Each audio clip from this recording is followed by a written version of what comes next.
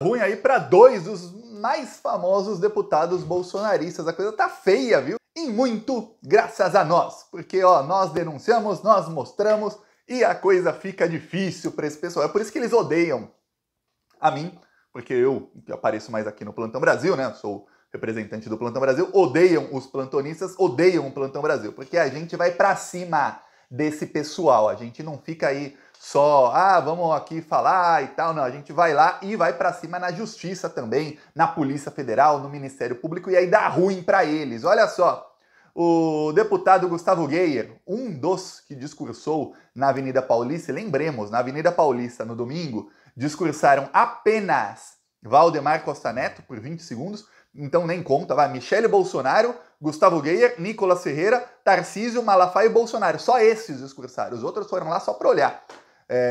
O Gustavo Geyer, ou seja, um dos mais importantes, só 2 parlamentares bolsonaristas discursaram, ele agora está com um problemão, está em pânico o Gustavo Geyer. Por quê? Primeiro, assumiu aí na semana passada o Flávio Dino no Supremo Tribunal Federal. E o Flávio Dino é quem ficará com um processo em que o Geyer pode ser condenado a 5 anos de jaula por racismo. Racismo, agora, antigamente tinha o crime de racismo e de injúria racial. Agora os dois crimes são equiparados. A diferença de um para outro é que um era quando você cometia contra todos os negros, outra quando você cometia contra uma pessoa em específico. Agora os crimes foram equiparados, dá 5 anos de jaula. Então não precisa mais tipificar um ou outro, e aí os racistas sempre tentavam tipificar no crime que é menor, e aí não acontecia nada com eles, aí falavam, não, eu estava sob efeito de remédios, história de Bolsominion, né? O que aconteceu foi o seguinte, o Gustavo Geyer foi num podcast, Bolsominion, e aí, já eu mostro aqui a declaração dele, ele falou ali que na África há muitas ditaduras e não há democracia porque os africanos têm um QI inferior, o que obviamente é uma mentira. É só para que alguém fale, mas Thiago, é verdade, que você sempre tem um bolsominion infiltrado, falou, Thiago, é verdade. Olha, a África sofreu e sofre até hoje inúmeras invasões aí dos países que hoje são do primeiro mundo, Estados Unidos e europeus. E aí, quando não era invasão dos europeus, que era invasão mesmo, para ir lá sequestrar as pessoas, levar para outros continentes, escravizar, etc, etc, etc, a invasão era pelo meio do imperialismo, que era, olha, você país tal, você ficou independente, que bom, agora você está devendo até as cuecas aqui para a Inglaterra ou para a França. E aí, em troca, nós europeus somos muito bonzinhos, nós vamos aí, nós não vamos invadir você mais, mas a gente vai cuidar das suas minas de diamantes, e do seu petróleo, e do seu ouro, e de todas as suas riquezas. Então você tem países aí na África que até hoje são países riquíssimos em minerais, só que quem manda nesses minerais é a França. E aí o próprio país não tem autonomia para chegar e falar, sai daqui empresa francesa, que isso é riqueza nossa e a gente que vai explorar. Não, porque senão tem golpe de Estado, senão aí sim a OTAN invade, porque aí vai contra os interesses. Então se hoje os europeus são muito ricos, os americanos muito ricos, é porque os países pobres têm que ser muito pobres para que eles possam sugar e serem ricos. Então, o continente mais sugado por eles há séculos é a África. A gente vê aqui na América Latina como a gente sofre com o imperialismo americano, norte-americano principalmente. Pois bem, na África, eles sofrem isso dos europeus há séculos. Séculos.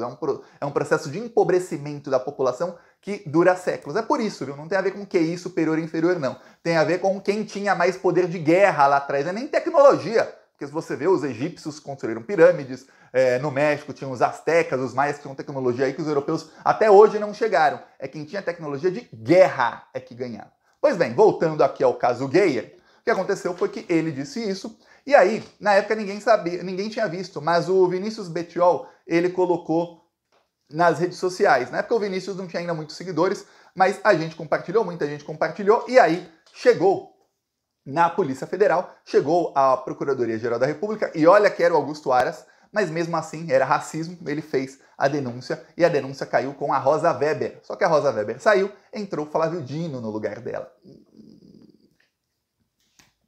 Justo quem?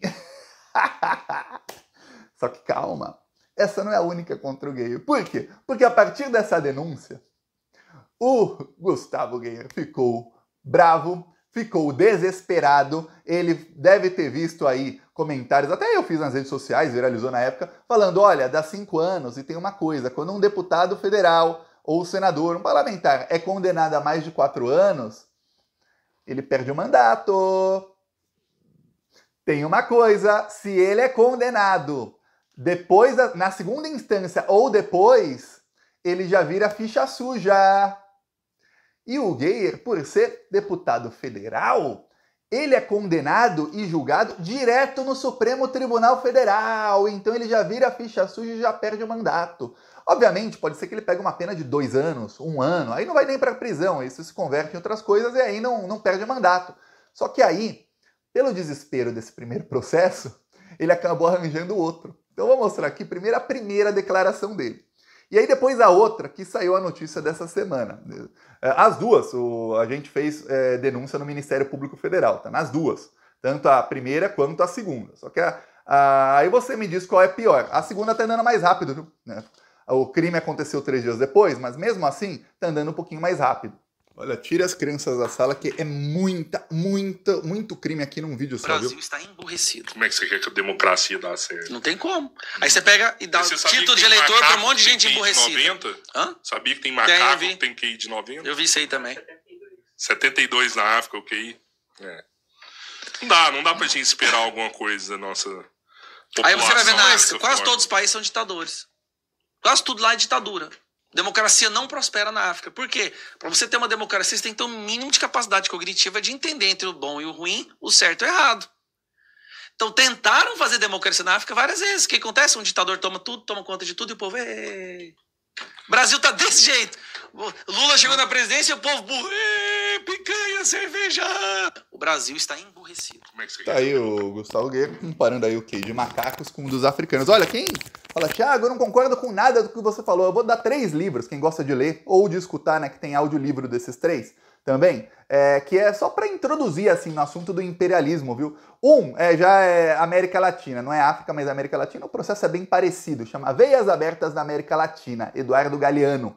Tá. Tem um outro que se chama Confissões de um Assassino Econômico. Aí eu não lembro o autor, mas só tem um livro com esse nome, dá um Google aí, e ele confessa, um ex-agente da CIA que confessa, ele era um desses que corrompia governos. Então ele ia em países de terceiro mundo e corrompia esses governos para entregarem suas riquezas para os Estados Unidos. Os governos que não se corrompem acabam levando uma visitinha da liberdade e da democracia norte-americana, que é o quê? Guerra. Acabam sendo invadidos. O outro chama O Método Jacarta, que é um livro que mostra como os Estados Unidos eram golpes de Estado no mundo inteiro. Fala até do golpe de 64 um pouquinho, mas fala mais de golpes que aconteceram na Ásia e na África. Golpes de Estado contra governos que tentavam ficar independentes do poderio aí, não só dos Estados Unidos, mas também dos europeus, mas principalmente no caso americano. São 3 livros para você começar a entender, caramba! Tem países pobres por conta desse tipo de coisa. Aí você começa a entender. Pois bem, aqui voltamos ao Geyer. Ele cometeu aí isso, foi feita a denúncia, tá lá com o Flávio Dino. O Flávio Dino ainda não deu encaminhamento, mas calma. O Flávio Dino vai começar a engatar aí semana que vem várias, viu? Tem um voto do Flávio Dino, já eu faço... nos próximos dias eu faço vídeo sobre isso. Vem cá. Tem um voto do Flávio Dino que pode caçar 7 deputados bolsonaristas de uma vez só. Semana que vem, viu? Semana que vem. Então, prepara, semana que vem Flávio Dino vai chegar pá, com a pancada. E nem tô falando do gay. Não tô falando dele. 7 bolsominions na semana que vem vão rodar. E aí voltamos aqui ao caso dele. Aí logo depois ele ficou desesperado e resolveu partir pro ataque pra cima do ministro Silvio Almeida. Aqui o que falou o criminoso. Para fazer palestra, é esse que ama o crime organizado, mas não fala nada sobre o terrorismo do Hamas. Ele foi no Twitter dele e fez algum ataque a mim, eu não lembro qual é. Aí eu chamei ele de analfabeto funcional, porque se uma pessoa não conseguiu entender o que eu falei naquele vídeo do podcast, onde eu falo claramente que ditaduras, subnutrição causa uma redução do QI, se uma pessoa não consegue entender isso, ela sofre de analfabetismo funcional. E eu chamo o ministro dos Direitos Humanos, o amigo da dama, o amigo do narcotráfico aí, né, de analfabeto funcional. O que aconteceu é que... Esse aí, dama, ele ia falar dama do tráfico, narcotráfico, ele estava ali naquela fake news do Estadão e de toda a imprensa brasileira. Lembro da Globo, lembro de vários jornalistas aí de toda a imprensa brasileira que estavam aí associando o Flávio Dino, que é justo quem pegou o processo, ao tráfico de drogas. Lembra disso? A dama do tráfico que visitou o Flávio Dino, tudo aquilo lá. Pois bem, Eis que ele vai lá e comete crime também contra o Silvio Almeida. Ele insinuou nas redes sociais, ele apagou o post, mas ele insinuou que o Silvio Almeida não entendeu o que ele quis dizer porque é negro e aí negros têm que ir baixo, aquilo tudo lá que ele tinha dito. Então foi isso que ele insinuou, tá? E aí chegou com a Rosa Weber. A Rosa Weber não, com a Carmen Lúcia está essa investigação. Então são duas diferentes. O Thiago, mas não é o mesmo caso? Não, um é o caso que ele falou no podcast, esse outro ele falou nas redes sociais. Aí ele tem aí injúria contra o Lula e racismo contra o Silvio Almeida, são dois casos em um só, e o outro é ali um caso de racismo aí generalizado. Então são dois casos diferentes, um com Flávio Dino, outro com Carmen Lúcia. A Carmen Lúcia já começou a dar encaminhamento, então o Gustavo Guerra, ele já foi denunciado, tá?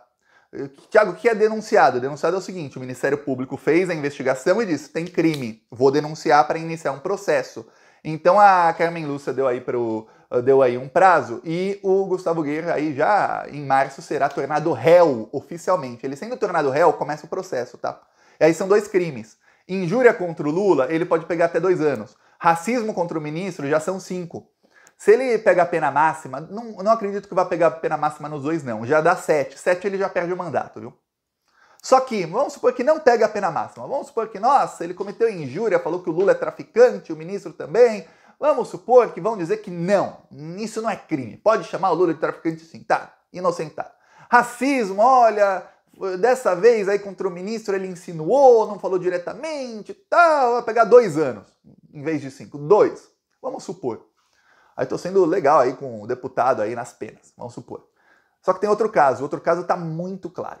Se no outro caso ele já pegar mais 2 anos, já são 4, já perde o mandato. Então essa situação aí de Gustavo Guerra. Só que ele não é o que tá na pior situação. Carla Zambelli tá numa situação bem pior. Eu peço a sua inscrição no canal, seguiremos aqui na luta.